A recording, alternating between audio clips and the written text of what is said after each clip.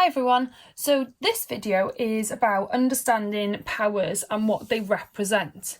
Now, just before we start going through these 4 questions, what you need to understand is, and what you need to know is that you have a base number or base letter and a power, and sometimes these can be called an indice.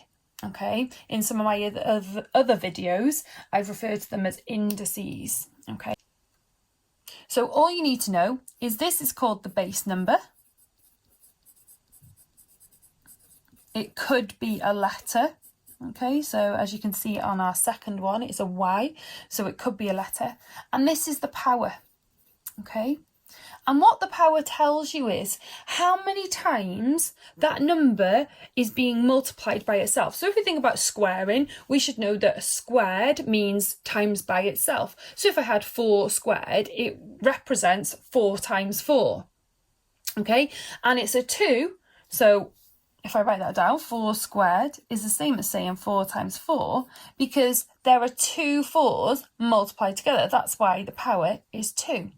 So if I was asked to write out in full 6 to the power of 4, this 4 is telling me that 6 is multiplied by itself 4 times.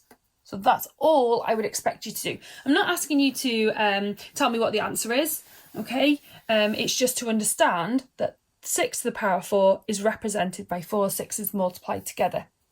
So the next one is y to the power of 8. So that would represent y multiplied by itself 8 times. So I've done 5, 6, 7, 8. Okay? So it works in exactly the same way for numbers and letters.